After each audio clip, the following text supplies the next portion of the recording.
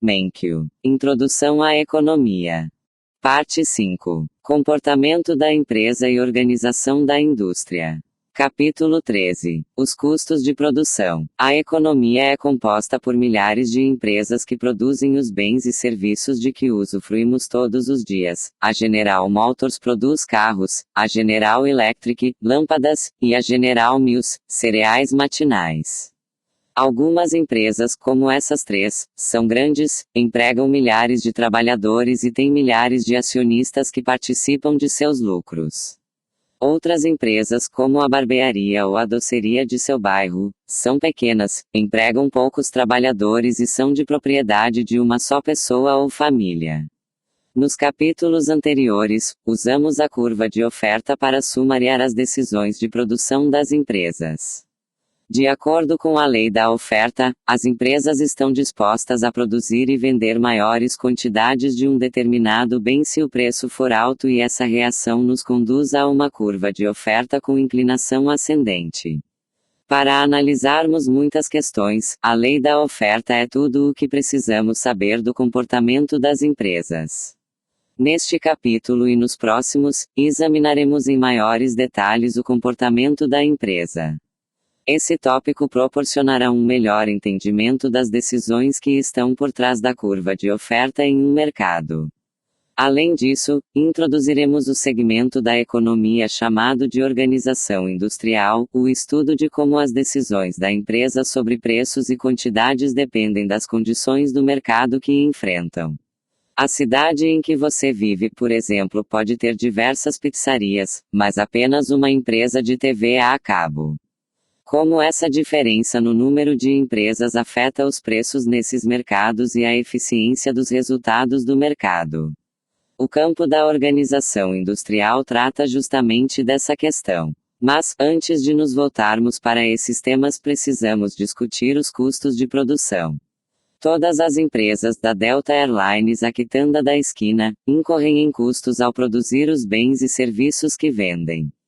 Como veremos nos capítulos seguintes, os custos de uma empresa são um determinante-chave de suas decisões de produção e determinação de preços.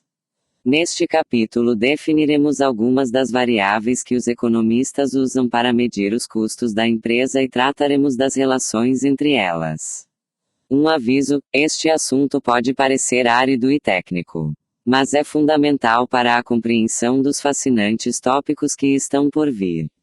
O que são custos? Começaremos nossa discussão dos custos na fábrica de biscoitos da Ellen. Ellen, a proprietária da empresa, compra farinha, açúcar, gotas de chocolate e outros ingredientes.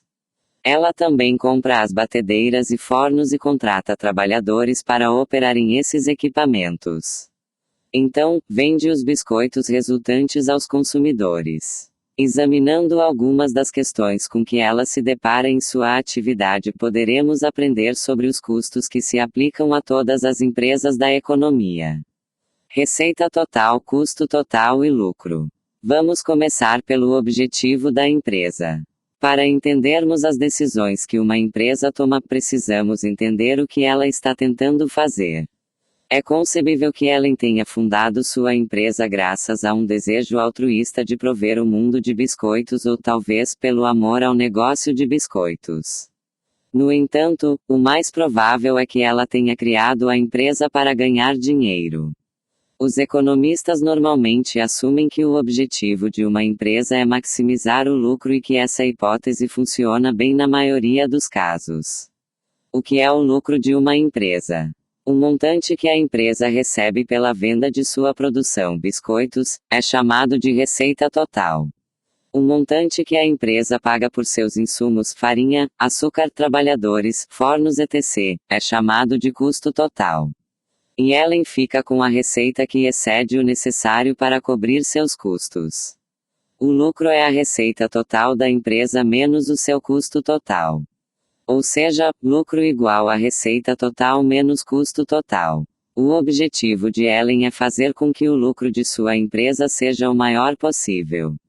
Para entendermos como uma empresa maximiza o lucro, precisamos saber com mais profundidade como medir sua receita total e seu custo total. A receita total é a parte mais fácil, é igual à quantidade que a empresa produz multiplicada pelo preço pelo qual vende sua produção. Se Ellen produz 10.000 biscoitos e os vende a $2 cada, sua receita total é de 20 milhares de dólares. Receita total é o montante que uma empresa recebe pela venda de sua produção. Em comparação, a medição do custo total de uma empresa é bem mais sutil.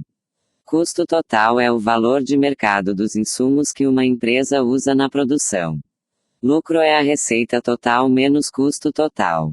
Custos como custos de oportunidade. Ao se medirem os custos da fábrica de biscoitos da Ellen ou de qualquer outra empresa, é importante ter em mente um dos 10 princípios de economia do capítulo 1. O custo de alguma coisa é aquilo de que você desiste para obtê-la.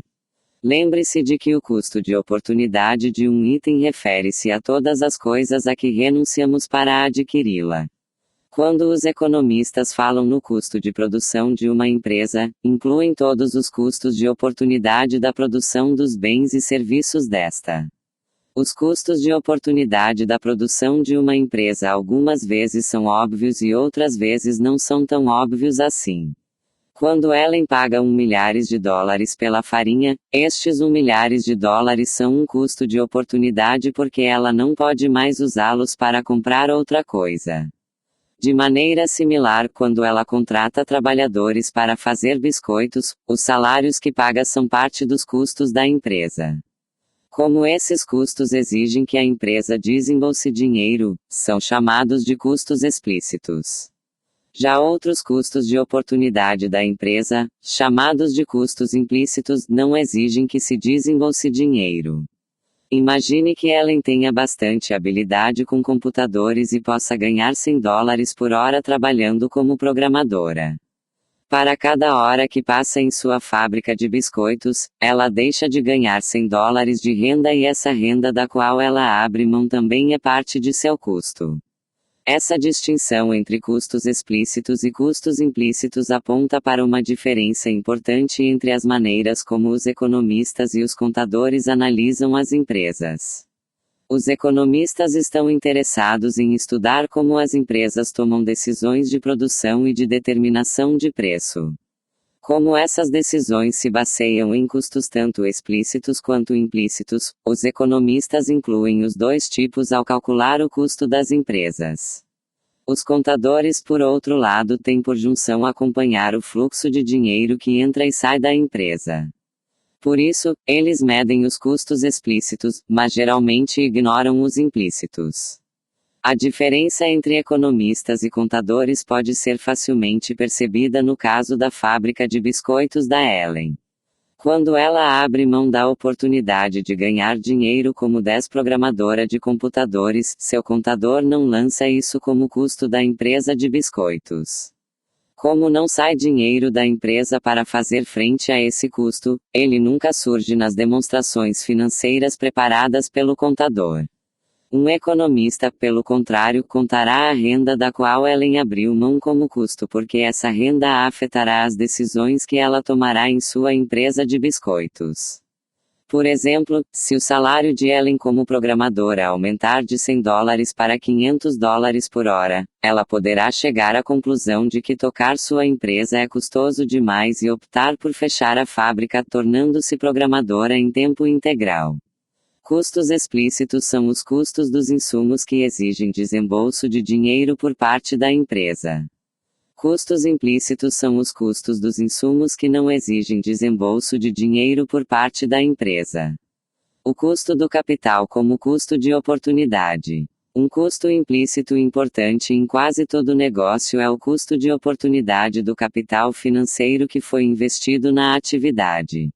Suponhamos, por exemplo, que Ellen tenha usado $300 milhares de suas economias para comprar a fábrica de biscoitos do proprietário anterior. Se ela tivesse deixado o dinheiro em uma conta de poupança a juros de 5% ao ano, ganharia $15 milhares por ano. Portanto, para ser proprietária da fábrica de biscoitos, Ellen abre mão de $15 milhares em renda de juros por ano. Esses 15 milhares de dólares de que ela abre mão são um dos custos de oportunidade implícitos do negócio de Ellen. Como já vimos, os economistas e os contadores tratam os custos de formas diferentes e isso é especialmente verdade no tratamento dado ao custo do capital. Um economista verá os 15 milhares de dólares em renda de juros de que Ellen abre mão a cada ano como um custo de sua empresa, muito embora seja um custo implícito. O contador contratado por ela, contudo, não lançará esses 15 milhares de dólares como custo porque não sai dinheiro da empresa para pagar por eles. Para explorarmos em maior profundidade a diferença entre economistas e contadores, vamos mudar um pouco o exemplo. Suponhamos que Ellen não tivesse os 300 milhares de dólares necessários para comprar a fábrica e usasse 100 milhares de dólares de suas economias e tomasse 200 milhares de dólares emprestados de um banco a juros de 5%. O contador de Ellen, que só mede os custos explícitos, agora contará como custo estes 10 milhares de dólares de juros pagos pelo empréstimo bancário porque esse montante de dinheiro agora sai da empresa. Entretanto, de acordo com um economista, o custo de oportunidade da empresa é ainda de 15 milhares de dólares. O custo de oportunidade é igual aos juros pagos sobre o empréstimo, um custo explícito de 10 milhares de dólares, mais os juros sobre a poupança de que abriu mão, um custo implícito de 5 milhares de dólares. Lucro econômico versus lucro contábil. Vamos agora retornar ao objetivo da empresa, o lucro. Como economistas e contadores medem custos de maneira diferente, eles também medem o lucro de maneira diferente. Um economista mede o lucro econômico da empresa como a receita total menos todos os custos de oportunidade, explícitos e implícitos da produção dos bens e serviços vendidos. Um contador mede o lucro contábil da empresa somente como receita total menos os custos explícitos. A figura 1 resume essa diferença. Observe que, como o contador ignora os custos implícitos, o lucro contábil costuma ser maior do que o econômico. Para uma empresa ser lucrativa do ponto de vista dos economistas, a receita total precisa cobrir todos os custos de oportunidade, tanto explícitos quanto implícitos. Lucro econômico é receita total menos custo total, incluindo tanto os custos explícitos quanto os custos implícitos. Lucro contábil é a receita total menos custo explícito total. Figura 1. Economistas versus contadores. Os economistas incluem todos os custos de oportunidade quando analisam uma empresa, ao passo que os contadores medem somente os custos explícitos. Assim, o lucro econômico é menor do que o lucro contábil. Vejamos como os economistas veem as empresas. Para eles, na receita devem estar incluídos o lucro econômico, os custos implícitos e os custos explícitos, pois os custos implícitos e os explícitos são os custos de oportunidade totais. Agora vejamos como os contadores veem as empresas. Para eles, na receita devem estar incluídos somente o lucro contábil e os custos explícitos. Notícias. Lucro verdadeiro versus lucro fictício. A análise do comportamento das empresas parte da mensuração da receita, custos e lucros. Em 2001 e 2002, este assunto chegou aos jornais quando se revelou que diversas grandes empresas mentiram a respeito destas medidas-chave de desempenho. O sabor da fraude. Você é dono de uma sorveteria. Ela não é muito lucrativa, então como você pode ficar rico? Cada um dos escândalos envolvendo grandes empresas revelados até agora sugere uma estratégia diferente de enriquecimento pessoal. Primeiro, a estratégia da Enron. Você assina contratos para fornecer aos clientes um sorvete por dia pelos próximos 30 anos. Você subestima deliberadamente o custo de cada sorvete, então, lança os lucros projetados das vendas futuras de sorvete como parte dos resultados do ano corrente. De uma hora para outra, sua empresa parece altamente lucrativa e você consegue vender ações da sorveteria a preços inflados. Depois, há a estratégia da Dyned. As vendas de sorvete não são lucrativas, mas você convence os investidores de que elas serão no futuro. Então, firma um acordo sigiloso com outra sorveteria do bairro, cada uma comprará centenas de sorvetes da outra a cada dia. Ou melhor, fingir a comprar. Não faz sentido se darem ao trabalho de efetivamente transportar tanto sorvete para cima e para baixo. O resultado é que você parece ser um membro importante de um negócio em expansão e com isso consegue vender ações a preços inflados. Por fim, há a estratégia da WorldCom. Aqui, você não cria vendas imaginárias, faz custos reais desaparecerem, fingindo que despesas operacionais, creme de leite, açúcar, calda de chocolate, são parte do preço de aquisição de um novo freezer. Com isso, sua empresa parece ser altamente lucrativa no papel, tomando dinheiro emprestado apenas para financiar a compra de novos equipamentos. E você pode vender ações a preços inflados. Quase me esqueci como enriquecer com isso. A maneira mais fácil é dar a si mesmo muitas opções de compra de ações, beneficiando-se, assim, dos preços inflados que criou. Não estou dizendo que todas as empresas dos Estados Unidos sejam corruptas, mas está dado que os executivos que querem se corromper enfrentam poucos obstáculos. Os auditores não têm interesse em dificultar a vida de empresas que lhes proporcionam grandes receitas por serviços de consultoria. Os executivos dos bancos não têm interesse em dificultar a vida de empresas que, como viemos a saber no caso da Enron, lhes deram participação em alguns negócios escusos lucrativos, isso é, alguns negócios ocultos lucrativos. E os políticos, mantidos quietos por contribuições eleitorais e outros agrados, impediram que os reguladores cumprissem sua função. Produção e custos. As empresas incorrem em custos ao comprar os insumos que usam para produzir os bens e serviços que planejam vender. Nesta sessão, examinaremos o elo entre o processo de produção de uma empresa e seu custo total. Novamente, usaremos a fábrica de biscoitos da Ellen. Na análise a seguir, adotamos uma importante hipótese simplificadora. Consideramos que o tamanho da fábrica de Ellen é fixo e que ela só pode mudar a quantidade de biscoitos produzida mudando o número de trabalhadores. Essa hipótese é realista no curto prazo, mas não no longo. Ou seja, Ellen não pode construir uma nova fábrica da noite para o dia, mas pode fazê-lo em aproximadamente um ano. Essa análise, portanto, deve ser vista como uma descrição das decisões de produção que Ellen enfrenta no curto prazo. Examinaremos em maiores detalhes a relação entre custos e horizonte de tempo mais adiante. A função de produção. A tabela 1 mostra como a quantidade de biscoitos que a fábrica de Ellen produz por hora depende do número de trabalhadores. Como se vê nas duas primeiras colunas, se não há trabalhadores na fábrica, Ellen não produz nenhum biscoito.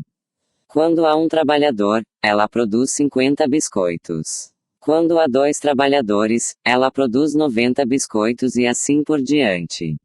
A figura 2 apresenta um gráfico dessas duas colunas de números. O número de trabalhadores está no eixo horizontal e o número de biscoitos produzidos no eixo vertical. A relação entre a quantidade de insumos trabalhadores e a quantidade produzida biscoitos é chamada de função de produção. Um dos 10 princípios de economia introduzidos no capítulo 1 diz que as pessoas racionais pensam na margem. Como veremos em outros capítulos, esse conceito é fundamental para entender as decisões das empresas sobre quantos trabalhadores contratar e sobre quanto produzir. Para darmos um passo em direção ao entendimento dessas decisões, a terceira coluna da tabela nos dá o produto marginal por trabalhador. O produto marginal de qualquer insumo no processo de produção é o aumento da quantidade produzida que se obtém a partir de uma unidade adicional do insumo em questão. Quando o número de trabalhadores sobe de 1 para 2, a produção de biscoitos sobe de 50 para 90, de modo que o produto marginal do segundo trabalhador são 40 biscoitos.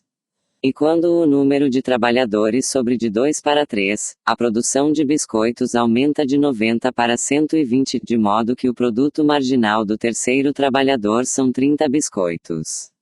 A unção de produção é a relação entre a quantidade de insumos usada para produzir um bem e a quantidade produzida do bem. Produto marginal é o aumento da produção que resulta de uma unidade adicional de insumo. Figura 2. A função de produção da Ellen. Relação entre o número de trabalhadores contratados e a quantidade produzida. Aqui, o número de trabalhadores contratados, eixo horizontal, é o mostrado na primeira coluna da tabela 1 e a quantidade produzida, eixo vertical, é a mostrada na segunda coluna. A função de produção torna-se menos inclinada à medida que o número de trabalhadores aumenta, o que reflete a diminuição do produto marginal. Ou seja, conforme o número de trabalhadores aumenta, a quantidade produzida de biscoitos também vai aumentando, mas vai aumentando cada vez menos acentuadamente. Observe que, à medida que o número de trabalhadores aumenta, o produto marginal diminui. O segundo trabalhador tem um produto marginal de 40 biscoitos, o terceiro de 30 biscoitos, e o quarto de 20 biscoitos. Essa propriedade é chamada de produto marginal decrescente. Inicialmente, quando há poucos trabalhadores empregados, eles têm fácil acesso ao equipamento de cozinha de Ellen. Com o aumento do número de trabalhadores, eles passam a ter que compartilhar equipamentos e trabalhar com uma lotação cada vez maior. Assim, quanto mais trabalhadores são contratados, cada trabalhador adicional contribui menos para a produção de biscoitos. O produto marginal decrescente também pode ser visto na figura 2. A inclinação da função de produção determinada pelo aumento dividido pela distância, nos diz qual é a variação da produção de biscoitos na fábrica de Ellen determinada pela elevação para cada insumo adicional de trabalho determinado pela distância. Ou seja, a inclinação da função de produção mede o produto marginal de um trabalhador. Com o aumento no número de trabalhadores, o produto marginal diminui e a função de produção se torna mais horizontal. Produto marginal decrescente é a propriedade segundo a qual o produto marginal de um insumo diminui à medida que a quantidade do insumo aumenta. Da função de produção à curva de custo total. As últimas 3 colunas da tabela 1 mostram o custo de produção de biscoitos da fábrica de Ellen. Neste exemplo, o custo da fábrica de Ellen é de $30 por hora e o de um trabalhador de $10 por hora. Se ela contrata um trabalhador, seu custo total é de $40. Se contrata 2 trabalhadores, é de $50 e assim por diante. Com essa informação, a tabela agora nos mostra como o número de trabalhadores que ela contrata se relaciona com a quantidade de biscoitos que ela produz e com seu custo total de produção. Nosso objetivo nos próximos capítulos será estudar as decisões de produção e de determinação de preços das empresas. Para tanto, a relação mais importante da tabela 1 é a existente entre a quantidade produzida, segunda coluna, e o custo total, sexta coluna. A figura 3 representa graficamente essas duas colunas de dados com a quantidade produzida no eixo horizontal e o custo total no vertical. Esse gráfico é chamado de curva de custo total. Compare agora a curva de custo total da figura 3 com a função de produção da figura 2. Elas são os lados opostos da mesma moeda. A inclinação da curva de custo total aumenta com a quantidade produzida, enquanto a inclinação da função de produção diminui. Essas mudanças da inclinação ocorrem pelas mesmas razões. Uma produção elevada de biscoitos significa que a cozinha de Ellen está lotada de trabalhadores. Como a cozinha está cheia demais, cada trabalhador adicional acrescenta menos à produção de biscoitos, refletindo o produto marginal decrescente. Portanto, a função de produção fica relativamente achatada. Mas vamos inverter o raciocínio: quando a cozinha está lotada, produzir um biscoito a mais requer muito trabalho adicional e isso é muito dispendioso. Com isso, quando a quantidade produzida é elevada, a curva de custo total apresenta inclinação relativamente íngreme. Figura 3. A curva de custo total de Ellen. Uma curva de custo total ilustra a relação entre a quantidade produzida e o custo total de produção. Aqui, a quantidade produzida, no eixo horizontal, é mostrada na segunda coluna da tabela 1 e o custo total, no eixo vertical, na sexta coluna. A inclinação da curva de custo total aumenta com a quantidade produzida por causa do produto marginal decrescente. As diversas medidas do custo. Nossa análise da fábrica de biscoitos da Helen demonstrou como o custo total de uma empresa reflete sua função de produção. A partir dos dados do custo total de uma empresa, podemos derivar diversas outras medidas de custo que serão úteis quando analisarmos as decisões de produção e de determinação de preço em capítulos futuros. Para vermos como essas medidas são derivadas, vamos usar o exemplo da tabela 2 que apresenta dados de custos da empresa vizinha de Helen, a barraca de limonada da Thelma. Tabela 2. As diversas medidas de custo barraca de limonada da Thelma. A primeira coluna da tabela mostra o número de copos de limonada que Thelma pode produzir, indo de 0 a 10 copos por hora. A segunda coluna mostra o custo total de produção de limonada de Thelma. A figura 4 traça a curva de custo total de Thelma. A quantidade de limonada da primeira coluna está no eixo horizontal, e o custo total da segunda coluna, no eixo vertical. A curva de custo total de Thelma tem formato semelhante à de Helen. Mais especificamente, sua inclinação aumenta com a quantidade produzida, o que, como já vimos, reflete o produto marginal decrescente. A curva de custo total de Thelma. Aqui, a quantidade produzida, no eixo horizontal, é mostrada na primeira coluna da tabela 2 e o custo total, no eixo vertical, na segunda coluna. Como na figura 3, a inclinação da curva de custo total aumenta à medida que a quantidade produzida aumenta por causa do produto marginal decrescente. Custos fixos e variáveis. O custo total de Thelma pode ser dividido em dois tipos. Alguns custos, chamados de custos fixos, não variam com a quantidade produzida. A empresa incorre neles mesmo que não produza nada. Os custos fixos de Thelma incluem o aluguel que ela paga porque esse custo será o mesmo qualquer que seja a quantidade de limonada que produza. De maneira similar, se ela precisar contratar um funcionário em tempo integral para pagar as contas, o salário dele será um custo fixo pois não dependerá da quantidade de limonada produzida. A terceira coluna da tabela 2 mostra o custo fixo de Thelma que, neste exemplo, é de $3. Custos fixos são custos que não variam com a quantidade produzida. Custos variáveis são custos que variam com a quantidade produzida. Alguns dos custos da empresa, chamados de custos variáveis, mudam à medida que a quantidade produzida varia. Os custos variáveis de Thelma incluem o custo dos limões, açúcar, copos descartáveis e canudos. Quanto mais limonada ela fizer, mais desses itens precisará comprar. De maneira similar, se ela precisar contratar mais funcionários para fazer mais limonada, o salário deles será um custo variável. A quarta coluna da tabela mostra o custo variável de Thelma.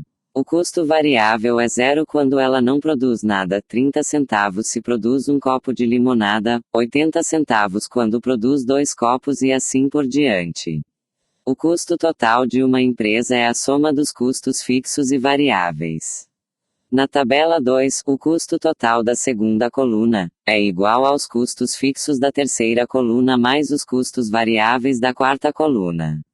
Custo médio e marginal. Como proprietária da empresa, Thelma precisa decidir quanto produzir. Uma parte-chave dessa decisão se refere a saber como os custos poderão variar quando o nível de produção variar.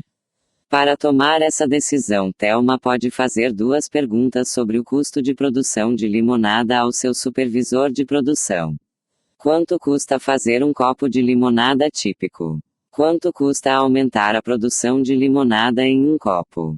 Embora à primeira vista possa parecer que essas 2 perguntas têm a mesma resposta, isso não ocorre. As 2 respostas são importantes para se entender como as empresas tomam decisões de produção.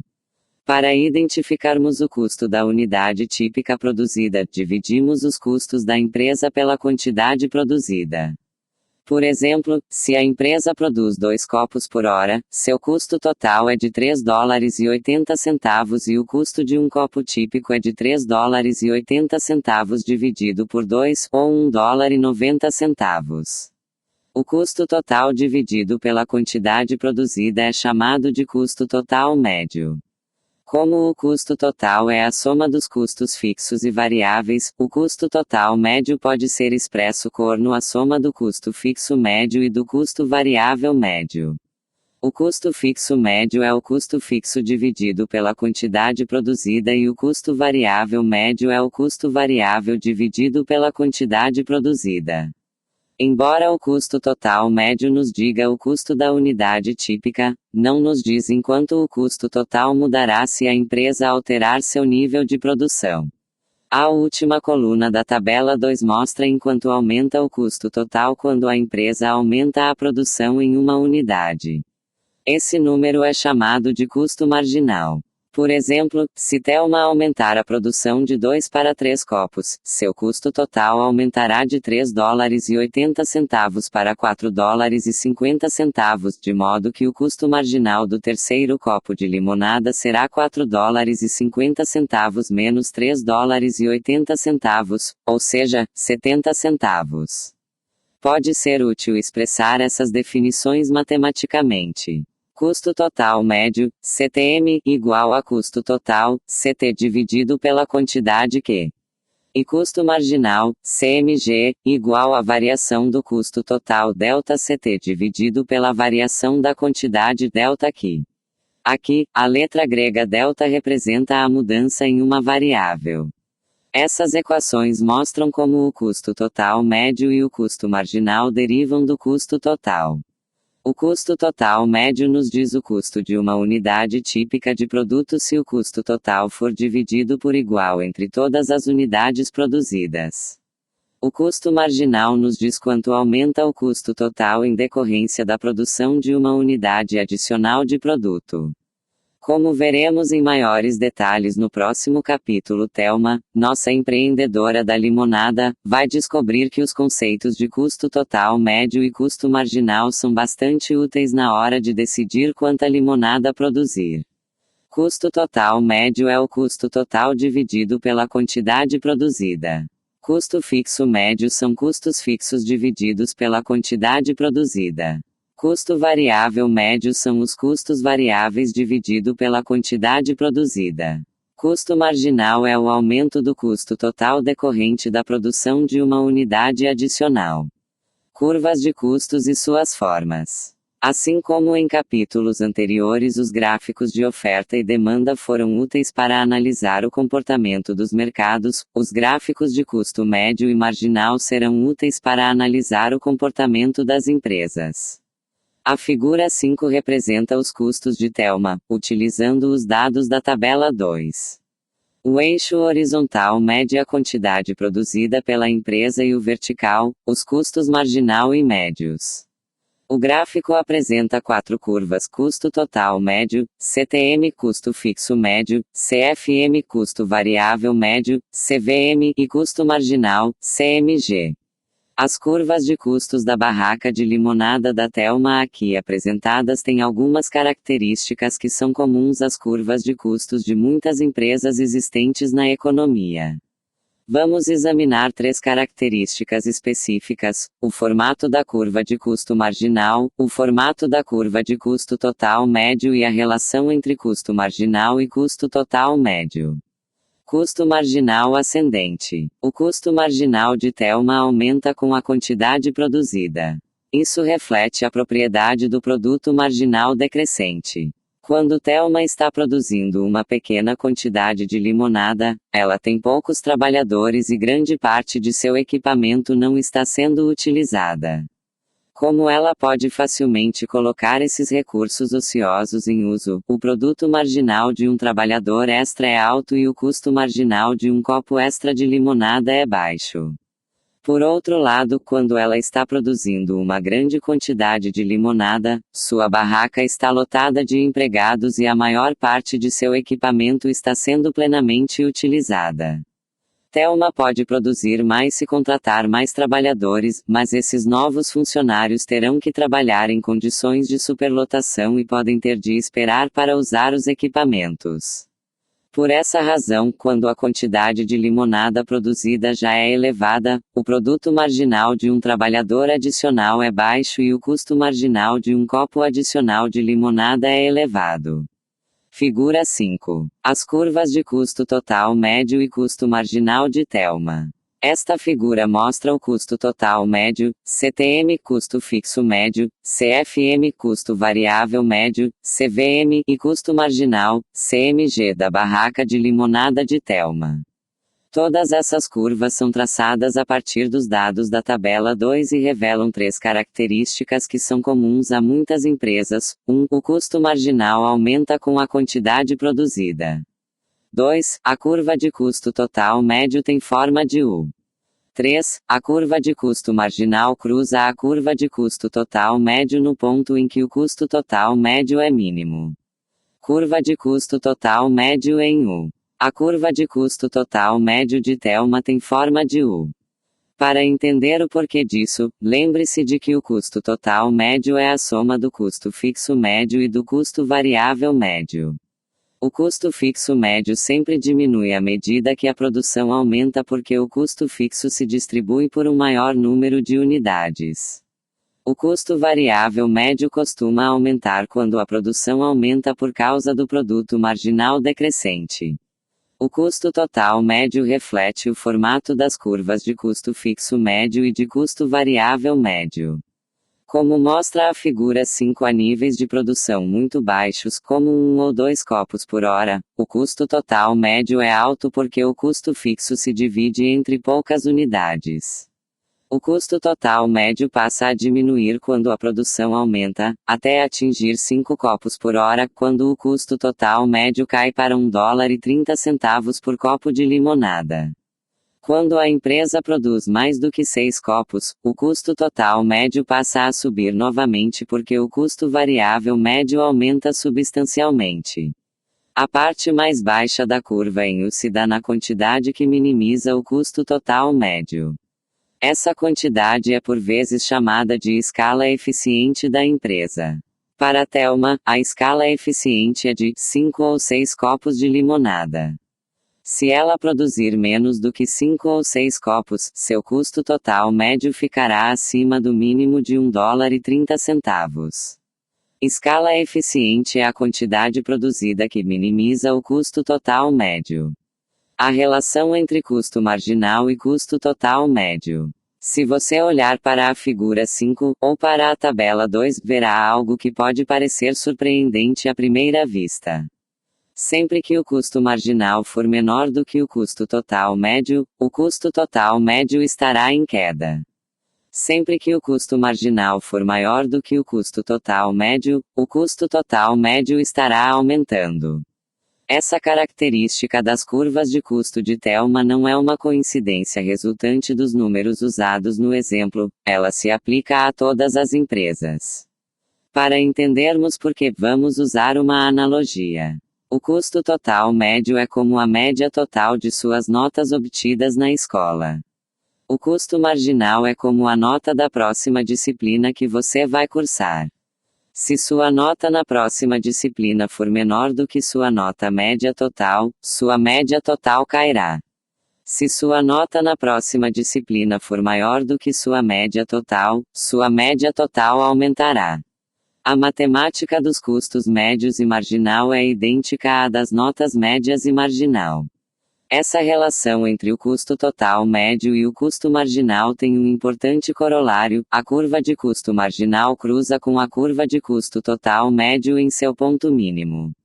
Porque, a baixos níveis de produção, o custo marginal é inferior ao custo total médio de modo que o custo total médio está em queda, mas depois que as duas curvas se cruzam, o custo marginal aumenta mais do que o custo total médio. Pela razão que acabamos de examinar, o custo total médio tem de começar a aumentar a partir desse nível de produção.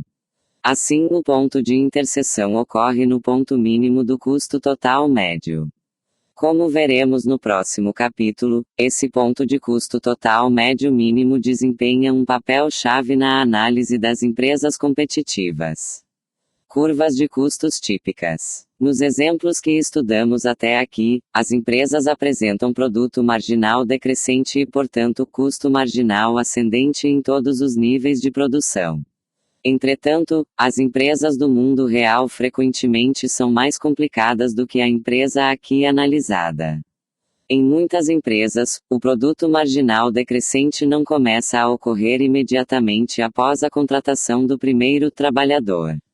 Dependendo do processo de produção, o segundo ou o terceiro trabalhadores podem ter um produto marginal maior do que o primeiro porque uma equipe de trabalhadores pode dividir as tarefas e trabalhar com maior produtividade do que um único trabalhador.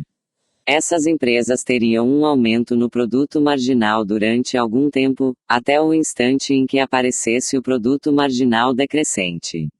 A tabela da figura 6 mostra os dados de custo de uma empresa nessas condições, chamada de barraca de pães do Big Bob.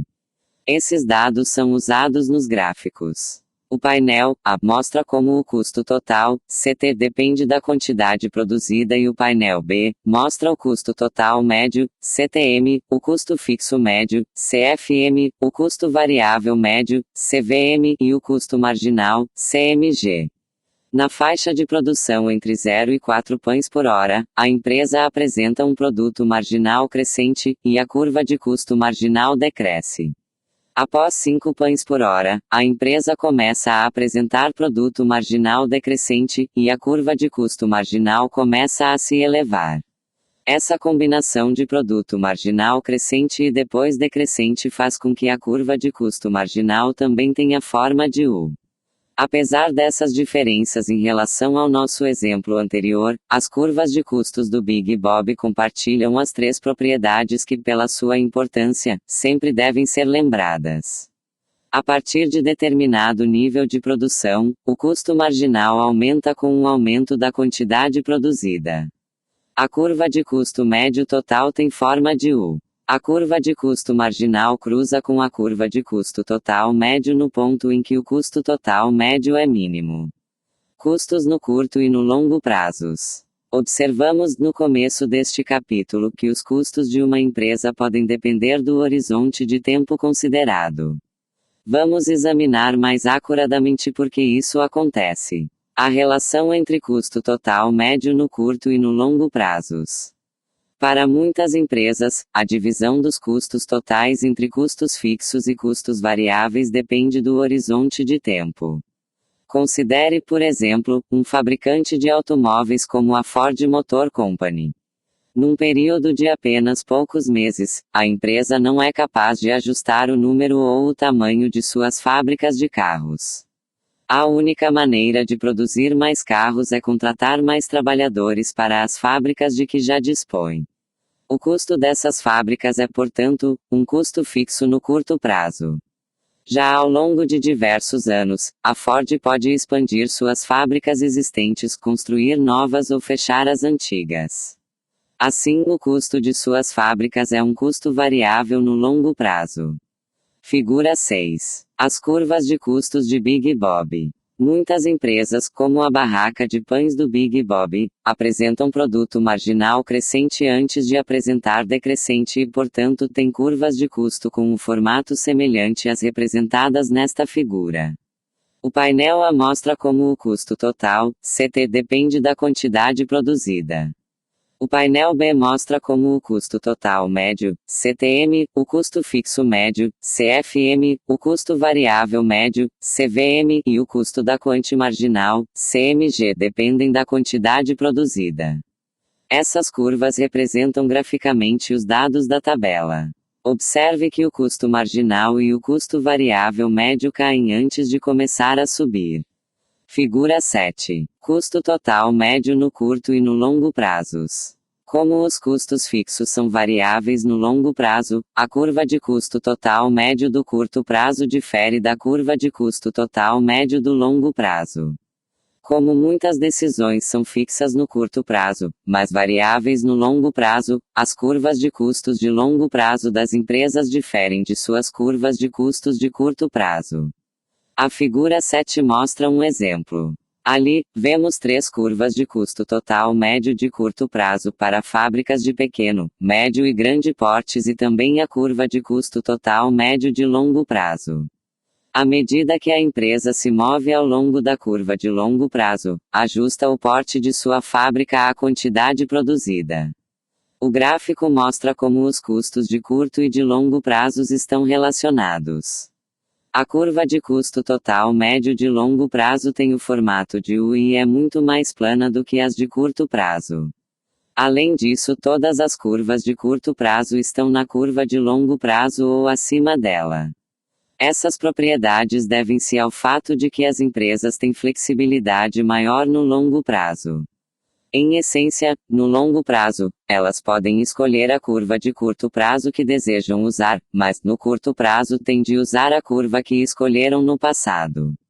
A figura mostra um exemplo de como uma mudança na produção altera os custos ao longo de diferentes horizontes de tempo. Quando a Ford quer aumentar a produção de 1.000 para 1.200 carros por dia, a única opção que tem no curto prazo é contratar mais trabalhadores para sua fábrica de médio porte já existente. Devido ao produto marginal decrescente, o custo total sobe de 10 milhares de dólares para 12 milhares de dólares por carro. Entretanto, no longo prazo, a empresa pode expandir tanto o tamanho da fábrica quanto sua força de trabalho, fazendo com que o custo total médio volte para 10 milhares de dólares. Quanto tempo leva para uma empresa chegar ao longo prazo? A resposta depende da empresa. Pode levar 1 ano ou mais para uma grande empresa, como uma montadora de carros, construir uma fábrica maior. Por outro lado, uma pessoa que tenha uma barraca de limonada pode sair para comprar uma jarra maior em menos de 1 hora. Ou seja, não há uma resposta única para quanto tempo uma empresa leva para ajustar suas instalações produtivas. Economias e deseconomias de escala. O formato da curva de custo total médio de longo prazo transmite informações importantes sobre a tecnologia da produção de um bem. Quando a curva de custo total médio de longo prazo decresce com o aumento da produção, dizemos que há economias de escala. Quando ela se eleva com a produção, dizemos que há deseconomias de escala. Quando o custo total médio de longo prazo não varia com o nível de produção, dizemos que há retornos constantes de escala. Neste exemplo, a Ford tem economias de escala em baixos níveis de produção, retornos constantes de escala em níveis intermediários de produção e deseconomias de escala em altos níveis de produção. O que poderia ser a causa das economias ou deseconomias de escala? As economias de escala geralmente surgem porque maiores níveis de produção possibilitam especialização entre os trabalhadores, o que permite que cada trabalhador se torne melhor nas tarefas que lhe são designadas. Por exemplo, a produção moderna em linhas de montagem requer um grande número de trabalhadores. Se a Ford estivesse produzindo uma pequena quantidade de carros, não poderia se aproveitar da vantagem desse fato e teria um custo total médio mais elevado. As deseconomias de escala podem surgir por causa de problemas de coordenação inerentes a qualquer grande organização. Quanto mais carros a Ford produzir, mais sobrecarregada ficará a equipe de administração e menos eficientes serão os administradores para manter os custos baixos. Economias de escala é a propriedade segundo a qual o custo total médio de longo prazo cai com o aumento da quantidade produzida. Deseconomias de escala é a propriedade segundo a qual o custo total médio de longo prazo aumenta com o aumento da quantidade produzida. Retornos constantes de escala é a propriedade segundo a qual o custo total médio de longo prazo se mantém constante enquanto a quantidade produzida varia. Saiba mais sobre lições de uma fábrica de alfinetes. Quem tudo faz, nada sabe. Esta frase ajuda a explicar por que as empresas às vezes usufruem de economias de escala. Alguém que tenta fazer de tudo geralmente acaba fazendo tudo mal. Se uma empresa quer que seus trabalhadores sejam o mais produtivos que puderem, muitas vezes é melhor confiar a cada um uma tarefa limitada que possa ser dominada. Entretanto, isso só é possível se a empresa tem muitos trabalhadores e gera uma grande quantidade de produto. Em seu famoso livro A Riqueza das Nações, Adam Smith descreveu uma visita que fez a uma fábrica de alfinetes.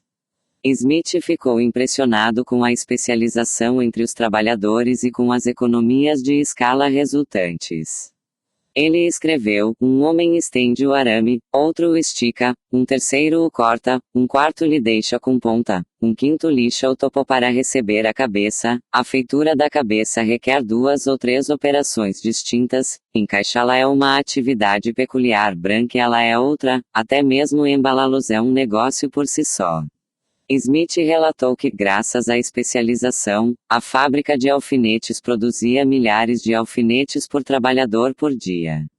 Ele conjeturou que, se os trabalhadores tivessem optado por trabalhar separadamente e não como uma equipe de especialistas, eles certamente não poderiam, cada um por si só, fazer sequer 20 alfinetes por dia. Em outras palavras, por causa da especialização, uma grande fábrica de alfinetes pode atingir uma maior produção por trabalhador e um menor custo por alfinete do que uma fábrica de alfinetes menor. A especialização que Smith observou na fábrica de alfinetes prevalece na economia moderna. Se você quer construir uma casa, por exemplo, pode tentar fazer tudo sozinho, mas muitas pessoas recorrem a um construtor que, por sua vez, contrata carpinteiros, encanadores, eletricistas, pintores e muitos outros tipos de trabalhadores. Esses trabalhadores especializam-se em atividades específicas e isso lhes permite fazer melhor o seu trabalho do que se fossem generalistas. Na verdade, o uso da especialização para alcançar economias de escala é um dos motivos pelos quais as sociedades modernas são tão prósperas. Esta análise mostra por que as curvas de custo total médio de longo prazo têm frequentemente forma de U. A baixos níveis de produção, a empresa se beneficia de um tamanho maior porque pode tirar vantagem de uma especialização maior. Os problemas de coordenação, nessa fase, ainda não são acentuados. Por outro lado, a níveis de produção elevados, os benefícios da especialização já foram obtidos e os problemas de coordenação se tornam mais graves à medida que a empresa cresce. Assim, o custo total médio de longo prazo diminui a baixos níveis de produção por causa da especialização crescente e sobe a altos níveis de produção por causa do aumento nos problemas de coordenação. Conclusão: o objetivo deste capítulo foi desenvolver algumas ferramentas que poderemos usar para estudar como as empresas tomam decisões de produção e de determinação de preço. Agora você deve entender o que os economistas querem dizer com custos e como os custos variam com a quantidade produzida de uma empresa. Para refrescar sua memória, a tabela 3 apresenta um resumo de algumas das definições encontradas por nós. Tabela 3. Os diversos tipos de custo, um resumo. Custos explícitos. Custos que exigem desembolso de dinheiro pela empresa. Custos implícitos são custos que não exigem desembolso de dinheiro pela empresa. Custos fixos, custos que não variam com a quantidade produzida. Custos variáveis, custos que variam com a quantidade produzida. Custo total, o valor de mercado de todos os insumos que a empresa usa na produção. Custo fixo médio, custos fixos divididos pela quantidade produzida. Custo variável médio, custos variáveis divididos pela quantidade produzida. Custo total médio, custo total dividido pela quantidade produzida. Custo marginal, o aumento do custo total decorrente da produção de uma unidade adicional. É claro que por si sós, as curvas de custo de uma empresa não nos dizem que decisões ela tomará, mas são um componente importante dessas decisões, como começaremos a ver no próximo capítulo. Resumo: o objetivo das empresas é maximizar o lucro, que é igual à receita total menos o custo total. Ao se analisar o comportamento de uma empresa, é importante incluir todos os custos de oportunidade da produção. Alguns custos de oportunidade, como os salários pagos pela empresa aos trabalhadores, são explícitos. Outros, como o salário de que o dono da empresa abre mão por trabalhar na própria empresa em vez de trabalhar em outro emprego, são implícitos. Os custos de uma empresa refletem seu processo de produção. Para uma empresa típica, a inclinação da função de produção diminui à medida que a quantidade de um insumo aumenta, revelando a propriedade do produto marginal decrescente. Como resultado, a curva de custo total da empresa torna-se mais inclinada à medida que a quantidade produzida aumenta. Os custos totais de uma empresa podem ser divididos em custos fixos e custos variáveis. Custos fixos são aqueles que não mudam quando a empresa altera a quantidade produzida. Custos variáveis são aqueles que mudam quando a empresa altera a quantidade produzida. Da curva de custo total de uma empresa derivam duas outras medidas de custo. O custo total médio é o custo total dividido pela quantidade produzida. O custo marginal é o montante no qual o custo total aumenta quando a quantidade produzida aumenta em uma unidade. Ao se analisar o comportamento de uma empresa, geralmente é útil representar graficamente o custo total médio e o custo marginal. Para uma empresa típica, o custo marginal aumenta com a quantidade produzida. O custo total médio a princípio cai com um aumento na quantidade produzida e depois sobe à medida que a quantidade produzida aumenta mais. A curva de custo marginal sempre cruza com a curva de custo total médio no ponto de custo total médio mínimo. Os custos de uma empresa muitas vezes dependem do horizonte de tempo que está sendo considerado. Mais especificamente, muitos custos são fixos no curto prazo, mas variáveis no longo prazo. Como resultado, quando uma empresa muda seu nível de produção, o custo total médio pode aumentar mais no curto prazo do que no longo prazo.